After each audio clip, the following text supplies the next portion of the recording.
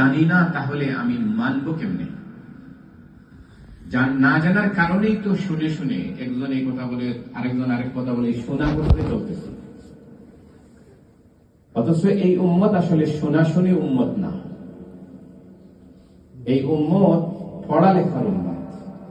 অথচ এই উম্মত যার আলোচনা করতে এসেছি তার উপরে প্রথম ওহী কি ছিল?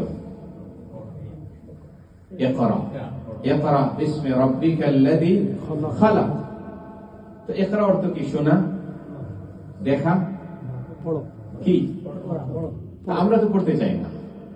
আমরা এই শরীয়তের রাসূলের জীবনের প্রথম যে সুন্নাহ বা রাসূলের উপরে আল্লাহ যে প্রথম অর্ডার, যে হুকুম আল্লাহ নাযিল করেছেন, সেটাই তো আমরা মানি না। তোমরা রাসূলকে মানবো কেমনে? আমার কথা বুঝাইতে পারতেছি আপনাদেরকে? আমরা তো পড়তে চাই না, আমরা শুধু শুনতে চাই। আচ্ছা বলেন, কবরে যাওয়ার পরে কয়টা প্রশ্ন করা হবে? তিনটা প্রশ্ন করা হবে। এটা মুখস্থ আমাদের, তাই না? যাওয়ার সাথে সাথে বলা হবে আর হড় হড় গড় গড় করে সব বলে দেবো। ব্যাপার কি এরকম? মুঠেও না। এটা মুখস্থ করার মধ্যে দিয়ে লাভ কি? এটা মুখস্থ না করলে আপনি উত্তর দিতে পারবেন যদি আপনি এই প্রশ্নের সাথে আপনার জীবনের মিল থাকে। আর প্রশ্নের সাথে জীবনের মিল থাকবে না, আপনাকে জোর করাইও এর আনসার বাই করা যাবে। আর আসলে কবরের প্রশ্ন তিনটা নয়, এটাও আরেকটা মারাত্মক ভুল আমাদের জন্য। কবরের সওয়াল জবাব হবে চারটা। যারা জান্নাতে যাবে, যারা ফাইনাল, মানে খুব নতুন কথা মনে হইতেছে, তাই না? নতুন লাগতেছে না যে কবরের চারটা সওয়াল করা হবে? এতদিন শুনলাম তিনটা। নতুন কথা না এটা? আসলে মোটেও নতুন না, আমরা জানি না বলে নতুন। কিন্তু এই কথা ১৫০০ বছর আগে রাসূলুল্লাহ সাল্লাল্লাহু আলাইহি ওয়াসাল্লাম বলে গেছেন। যারা প্রশ্নের উত্তর দিতে পারবে তাদের জন্য আরেকটা প্রশ্ন ওয়েট করতেছে, সেটা হলো ৪ নম্বর প্রশ্ন। সেটা আমরা জানি না কেন, এটা একটা বুঝার বিষয়। আমি ওই আলোচনায় যাব না, কিন্তু দিস ইজ সামথিং টু মানে রিফ্লেক্ট অন। আমরা ৪ নম্বর যে আরেকটা প্রশ্ন করা হবে সেটা জানি না কেন, কারণ সেটা হলো পড়ার সাথে রিলেটেড। আপনারা বলেন যে যারা ৩টা প্রশ্নের উত্তর সবাইকে জিজ্ঞেস করা হবে, যারা পারবে তারা তো বলবে যে রব্বি আল্লাহ দীনি আল ইসলাম হাদা নবিয়ুনা মুহাম্মদ সাল্লাল্লাহু আলাইহি ওয়াসাল্লাম বলে দেবে, তাই না? যারা পারবে তাদেরকে আল্লাহ তৌফিক দান করবেন। যারা বলতে পারবে আল্লাহ যেন তাদের মধ্যে আমাদেরকে শামিল করে দেন, আল্লাহুম্মা আমিন। কিন্তু যারা বলতে পারবে না তারা কি বলবে? হাদিসের ভাষা হচ্ছে দুইটা। একটা হলো যে তারা বলবে হাইহাতা লা আদরি, হাইহাতা লা আদরি, বলবে হায় আমার কপাল, আমি তো জানি না, আমি তো জানি না। আরেকটা হচ্ছে যে তারা বলবে সামি'তু নাস ইয়াকুলুনা কাযা ওয়া কাযা, আমরা শুনতাম মানুষেরা বলতো এইভাবে এইভাবে, আল্লাহ একজন এটা বলতো, আমরা শুনতাম যে ইসলাম বলতো যে এটা একটা ধর্ম, আমরা শুনছি যে মানুষ বলতো যে ইনি প্রফেট মুহাম্মদ এটা বলতো সাল্লাল্লাহু আলাইহি ওয়াসাল্লাম। তো শুনতাম। তো এই না জাননেওয়ালারা এই দুইভাবে উত্তর দেবে। যারা পারবে না তারা বলবে যে কোনটা হচ্ছে কি বলছি বলেন, হায় কপাল, আমি জানি না। আর আরেকটা হলো কি, যে শুনতাম যে মানুষ এইভাবে বলতো। তো আজকে আমরা তো এইভাবে বলি না, যে শুনছি অমুক ইমাম সাহেব বলছেন, অমুক হুজুর বলছেন, এইভাবে শুনছি। আমাদের ইসলাম, ইবাদত, আমল যা আছে সব শুনছির উপরে চলতেছে না পড়ছির উপরে চলতেছে বলেন? সব শুনছির উপরে। তো রাসূলের সিরাতের আলোচনা আমরা আসলে কোনটা করব, কোন জায়গা থেকে শুরু করব আর কোন জায়গায় শেষ করব? আপনারা আমাকে বুঝবেন না, বেয়াদবি মাফ করবেন, আমি আগের থেকে মাফ চেয়ে নিচ্ছি আপনাদের কাছে। আমার কোনো কথা যে আপনারা আঘাত পান, আল্লাহর রাস্তায় মাফ করে দেবেন। বাট আমি আসলে I would like to touch on the root, যে আমাদের সমস্যা হলো যে আমরা অনেক সময় বলি যে মানে কার কথা শুনবো, এ বলে, ওই হুজুর বলেন এক কথা, তমুক হুজুর বলেন আরেক কথা, এইভাবে বলি না আমরা? এই যে কথা বলি, এটা বলার মূল কারণই হলো যে আমি পড়ি না, আমি পড়তেই চাই না। আবার এই কারণেই তো আমি ডিস্টিংগুইশ করতে পারি না যে কার কথাটা আমি গ্রহণ করতে পারি। আপনি যদি পড়তেন তাহলে আল্লাহ বলতেছেন আমি তোমাকে নূর দিতাম, বিকজ ইলমটা হচ্ছে কি নূর। আর এই কোরআনটা হচ্ছে নূর। কোরআন তুমি পড়লে আল্লাহ তোমাকে নূর দেবে। এই নূর মানে কি? আলো। আলো দিয়ে আমরা কি করি? পথ দেখি। কোরআনকে, দিনকে আল্লাহ নূর বলেছেন কি জন্য? যে আপনার কাছে যদি রাত অন্ধকার রাতে, এখন তো এদেশে তো বলা যাবে না, এদেশে আমরা একেবারে জন্ম থেকেই দেখতেছি যে এখানে ইলেকট্রিসিটি আছে। বাংলাদেশে আজ থেকে 20 বছর 25 বছর আগেও গেলে আমরা হারিকেন নিয়ে, টর্চ লাইট নিয়ে হাঁটতে হইতো, তাই না? তো এই অন্ধকার রাতে টর্চ লাইট আপনার কাছে, ছোট টর্চ লাইট হলে এটা আপনি যতটুকু মারতেছেন ততটুকু দেখতেছেন, বড় টর্চ লাইট হলে আর একটু বেশি দেখতেছেন, তাই না? তো ইলমটা হচ্ছে নূর, কোরআনটা হচ্ছে নূর। আপনার কাছে যত বেশি কোরআনের জ্ঞান থাকবে, আপনার কাছে 1 ফুটের জ্ঞান থাকলে 1 ফুটের লাইট পাবেন আপনি, এতটুকু দেখতে পারবেন। 2 ফুট, 6 ফুট, 1 মাইল, 2 মাইলের যতটুকু জ্ঞান থাকবে ততটুকু আপনি দেখতে পারবেন। বাকি অন্ধকারটাকে আপনি বেদ করে আলোর দিকে আপনি চলতে পারবেন। কাউকে জিজ্ঞেস করা লাগবে না। আপনি হাজারো লোক হাজারো কথা বলতেছে দিনের নামে, ইসলামের নামে, হুজুরের নামে, এর নামে, তার নামে অনেক কথা বলতেছে, দিনের কথাই বলতেছে সবাই। কিন্তু আপনার কাছে যদি কোরআনের নূর আপনার কাছে থাকতো, আপনি যদি কোরআন পড়তেন, তাহলে আল্লাহ আপনাকে একটা টর্চ লাইট আল্লাহ আপনাকে দিতেন। সেটা দিয়ে আপনি এই অসংখ্য কথার মধ্যে আপনি বাছাই করে নিতে পারতেন যে কোনটা আপনি গ্রহণ করবেন। আল্লাহ আপনাকে এই ক্ষমতা দিতেন। আমরা আজকে এই জ্ঞানের সাথে না থাকার কারণে আল্লাহর প্রথম ওহী ইকরা, পড়ার এই জ্ঞানের সাথে রাসূলের উপরে প্রথম নির্দেশ আল্লাহ, এই কমান্ডটাকে আমরা না নেওয়ার কারণে আজকে আমরা এই ধরনের অন্ধকারের মধ্যে আমরা হাত ফিরিয়ে মরতেছি আমরা। সুতরাং রাসূলের জীবন থেকে আমরা যদি জানতে চাই, পড়তে হবে। আর রাসূলকে মানতে হলে পড়া ছাড়া তার কোনো উপায় নেই, কোনো গত্যন্তর নাই, আপনি মানতেই পারবেন না। আচ্ছা, আমরা রাসূলের ব্যাপারে জানিটা কি?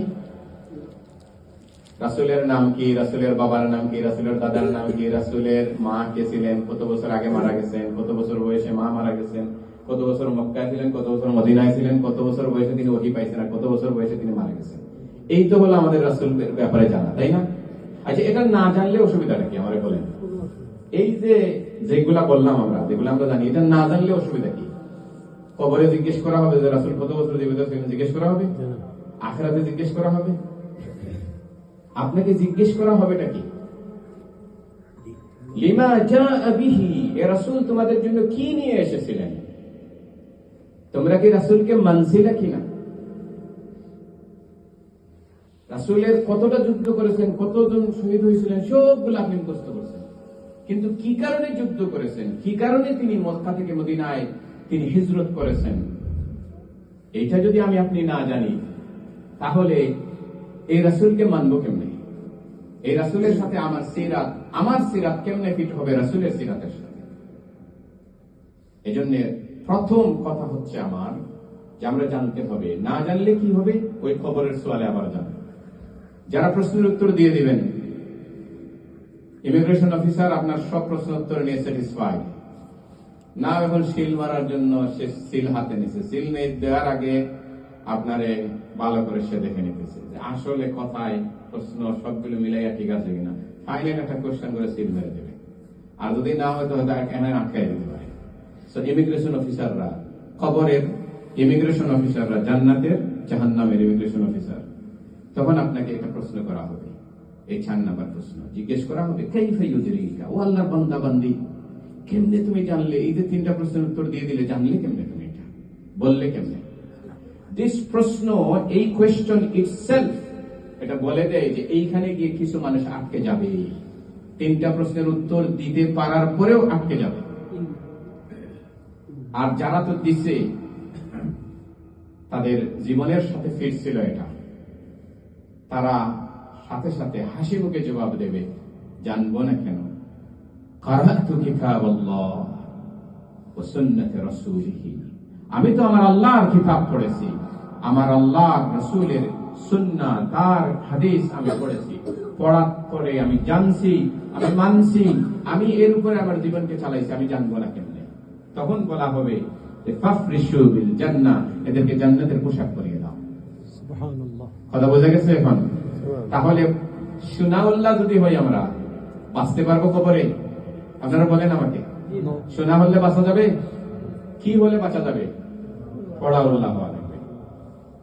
আমরা হলাম বোকাউল্লাহ, সামনে বসে থাকেন সুনাউল্লাহরা। তো আমরা এটা থেকে বের হতে হবে। আমি আমার কথার সাথে জীবনের মিল আনতে হবে।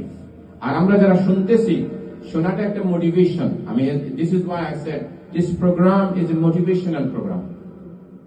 এই প্রোগ্রাম থেকে আমরা মোটিভেশন নিয়ে জীবনে নিজের জন্য একটা বিষয়কে সিদ্ধান্ত নেওয়া দরকার যে রাসূলকে ছাড়া আমি কবরে পার পাবো না, যে রাসূলকে ছাড়া আমি জান্নাতে যেতে পারবো না, সেই রাসূলকে আমি জানবো ইনশাআল্লাহ।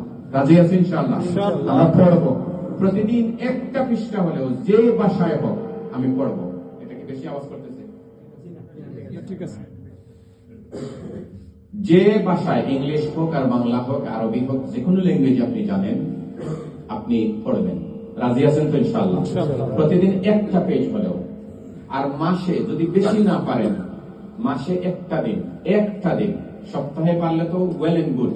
যদি নাও পারেন তাহলে ফ্যামিলির বাচ্চা এবং সবাইকে নিয়ে একটা ডেট করেন যে মাসের শেষ অমুক লাস্ট রবিবার অথবা স্যাটারডে অথবা ফ্রাইডে নাইট আমরা রাসূলের সিরাত নিয়ে আলোচনা করব 20 মিনিট। আপনার বাচ্চাদেরকে নিয়ে আলোচনা করবেন। বাচ্চাকে একটা বাচ্চাকে এক মাসে দায়িত্ব দেন যে তুমি রাসূলের এই চ্যাপ্টার নিয়ে তুমি আগামী মাসে তুমি কথা বলবা। তাহলে এই ফ্যামিলিটার মধ্যে আল্লাহ রাসূল ঢুকে যাবেন ইনশাআল্লাহ। আমরা ফ্যামিলিটাকে রাসূলের সিরাত দিয়ে পরিপূর্ণ করতে চাই। রাজি আছেন ইনশাআল্লাহ? তাহলে আমাদের ফ্যামিলির জঞ্জাল এগুলা থেকে আল্লাহ আমাদেরকে মুক্তি দেবেন ইনশাআল্লাহ। আমরা একটা জেনারেশন থেকে যেতে পারবো, আমরা একটা জাতি আমাদের পিছনে রেখে যেতে পারবো। আপনার সন্তান না, এটা একটা জাতি, একটা জেনারেশন আপনি রেখে যাবেন যারা রাসূলের সিরাতের উপরে দাঁড়িয়ে এই ময়দানে আল্লাহর দ্বীনের দাওয়াতের কাজ করবে ইনশাআল্লাহ। এই জন্য আমার এই প্রথম আবদারটা হচ্ছে যে আমরা রাসূলের সিরাত আমরা নিজেরা পড়ব ইনশাআল্লাহ। এটাই হচ্ছে, যদি এটা হয় তাহলে এই প্রোগ্রামটা সাকসেসফুল ইনশাআল্লাহ। আর এটা আমাদের জন্য কিয়ামতের দিন একটা বিশাল নাজাতের কারণ হবে ইনশাআল্লাহ। 2 নম্বর কথা হচ্ছে আমরা রাসূলকে মানি, মহব্বত করি। কে মহব্বত করি না এখানে? আসি এখন এখানে কেউ? সবাই মহব্বত করি। আচ্ছা বলেন, আবু লাহাব আর আবু তালিব রাসূলের সাথে মহব্বত করে নাই? আবু লাহাব তো রাসূলের সাথে দুশমনি করেছে পরে, কিন্তু রাসূলের জন্মের সময় যে সবচেয়ে বেশি খুশি হয়েছে তার নাম কি? আবু লাহাব। তার আনন্দের অতিশয্যে, এটা আপনি আজকালকের যুগের সাথে আপনি যদি মনে করেন যে কয়েকটা ল্যাম্বরগিনি আপনি কাউকে দান করে দিচ্ছেন, এই ধরনের ব্যাপার হলো যে হি ফ্রিড হিজ স্লেভ। যখনই শুনছে যে রাসূল আসলাম জন্মগ্রহণ করেছেন, এত তার আনন্দ লেগেছে, সে এত খুশি হয়েছে যে তার স্লেভকে মুক্ত করে দিচ্ছে এবং মিষ্টিমুখ করিয়েছে সবাইকে। সেই চাচা, ইনি কে? রাসূলের আপন চাচা। সেই চাচার ব্যাপারে রাসূলকে আল্লাহ বলতেছেন এবং আমাদেরকে রাসূলুল্লাহ সাল্লাল্লাহু আলাইহি ওয়াসাল্লামের মাধ্যমে আল্লাহ জানাই দিয়েছেন। আজকে নামাজে কেউ সূরা লাহাব পড়ছেন? তাব্বাত ইয়াদা আবি লাহাবিন ওয়া তাব পড়েন নাই কেউ? পড়ছেন। তো এই নামাজে কি পড়ছেন বলেন আমারে? কি বলছেন নামাজে? আয় আল্লাহ, রাসূলের চাচা আবু লাহাবকে আপনি ধ্বংস করেন। মা আগনা আনহু মালুহু ওয়া মা কাসাব, তার মাল সম্পদ, তার কোনো কিছু তার কোনো কাজে আসলো না। সায়াসলা নারান যাতা লাহাব, আয় আল্লাহ, রাসূলের এই চাচা হচ্ছে জাহান্নামের আগুন লাকড়ি। ওয়া আমরাআতুহু, এবং আমার রাসূলের চাচি এই আবু লাহাবের ওয়াইফ। তো এই যে আমরা এটা বলতেছি, কার জন্য বলতেছি? রাসূল স্বয়ং এই চাচার জন্য এই কোরআনের আয়াত নাযিল করে দিয়ে আল্লাহ তার মুখ দিয়ে এগুলো বাইর করিয়েছেন এবং আমাদেরকেও আমরা করতেছি। কিয়ামত পর্যন্ত যারাই কোরআন পড়বে তারাই রাসূলের চাচার উপরে লানত দেবে কি দেবে না? দিতে থাকবে। অথচ এই চাচা রাসূলকে কি করেছেন? মহব্বত করেছেন। আসেন রাসূলের 2 নম্বর আরেকজন চাচা আবু তালিব। আবু তালিব কি করেছেন? আবু তালিব রাসূলুল্লাহ সাল্লাল্লাহু আলাইহি ওয়াসাল্লামকে শুধু মহব্বত করেন নাই। এই যে আমরা মহব্বতের দাবি করি, এটা বোঝার জন্য বলতেছি। রাসূলের শুধু মহব্বতের দাবি করেন নাই, রাসূলের জন্য তার মান, ইজ্জত, সম্মান, পরিবার, বন্ধু বান্ধব, ব্যবসা বাণিজ্য যা কিছু আছে সবকিছু কোরবান করে দিয়েছেন। বাতিজাকে বলেছেন, বাতিজা, দুনিয়া একদিকে আর তুমি একদিকে, আমি তোমাকে ছাড়বো না। কিন্তু চাচা আবু তালিব ঈমান আনছেন, আনেন নাই। মহব্বতের এই মহব্বত আমরা দেখাইতে পারবো না, যতই বলেন না। রাসূলের মহব্বতে যদি বলা হয় যে আপনি এই এলাকা ছেড়ে অন্য আরেকটা এলাকা, ওইটাই আপনি করতে পারবেন না। ধন সম্পদ দূরে যা, বাচ্চা, পরিবার, সম্পদ, বন্ধু বান্ধব সব ছেড়ে দেয়া, কি কোরবানি করেছে। কিন্তু রাসূল বলতেছেন জাহান্নামে যাদেরকে সবচেয়ে কম আযাব দেওয়া হবে তার মধ্যে ইয়াতি নালাইন, দুই জোড়া, মানে এক জোড়া কিনে আনবে, জুতা নেওয়া হবে, স্যান্ডেল নেওয়া হবে, জাহান্নামের স্যান্ডেল নেওয়া হবে। ওইটা আবু লাহাবকে প্রতিদিন, আবু তালিবকে প্রতিদিন সকালে বিকালে একবার করে তাকে পরাইয়া দেওয়া হবে। আর এই পরাইয়া দেওয়ার কারণে কি হবে, এই আগুনের তাপে এর শাস্তি হবে যে তার পুরো শরীর মেল্ট হয়ে, মাথার মগজ মেল্ট হয়ে পড়তে পড়তে থাকবে। এটা যদি রাসূলুল্লাহ সাল্লাল্লাহু আলাইহি ওয়াসাল্লামকে মহব্বত করার পরেও সবকিছু রাসূলের জন্য কোরবান করে দেওয়ার পর যদি এটা হয়, তাহলে মহব্বত তো শুধু মুখে করার দাবি না। আমরা যেভাবে মুখে দাবি করে বসে আছি, একবার চিন্তা করি আমি রাসূলের জন্য করেছিটা কি। এবার আসেন রাসূলের আরো দুইজন চাচাকে আমরা দেখি, যে দুইজন চাচা হামজা রাদিয়াল্লাহু তাআলা ঈমান এনেছেন, মহব্বত করেছেন, ঈমান এনেছেন। ঈমান আনার পরে সবকিছু শুধু কোরবান করেন নাই, তার জীবনটাকেও তিনি কোরবান করে দিয়েছেন রাসূলের এই আন্দোলনের জন্য। আল্লাহ তাকে কি বানিয়েছেন, সাইয়্যিদুশ শুহাদা, সকল শহীদের নেতা।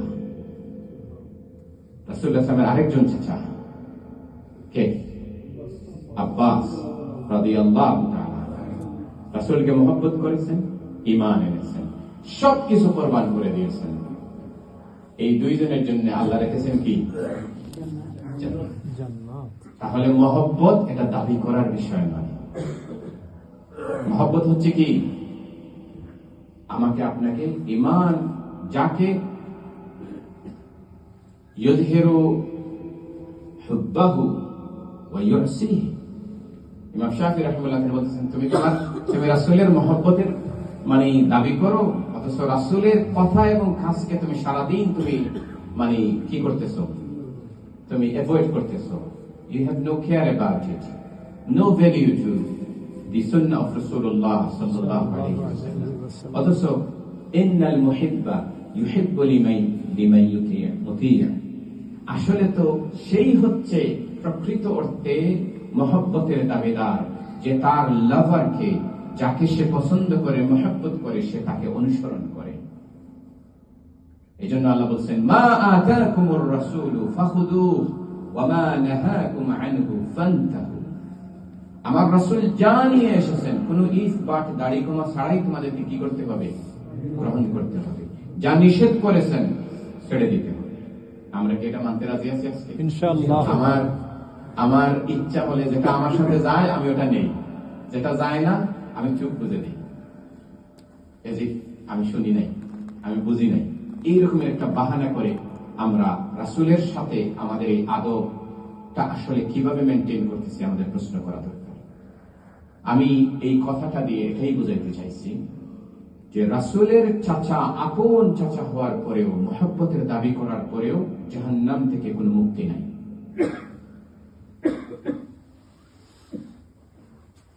আবার বিলাল হাবশির মতো একটা গোলাম, যার কোনো ভ্যালু ছিল না, যার কোনো মর্যাদা ছিল না, ঈমান আনার কারণে, রাসূলের মহব্বতের কারণে রাসূল মেরাজে গেছেন, মেরাজ থেকে ফিরে এসে বিলালকে বলতেছেন, বিলাল তুমি আমাকে বলো তো যে তুমি এমন কি আমল করো যে আমল তুমি করো। বিলাল বলতেছেন, ইয়া রাসূলুল্লাহ, আমি তো এমন আমল আমার নাই যেটা আপনি জানেন না। রাসূলুল্লাহ বললেন যে বিলাল তুমি আমার বলো, তুমি এমন কি আমল করো, গোপন তোমার কি আমল আছে। বিলাল বললেন, ইয়া রাসূলুল্লাহ,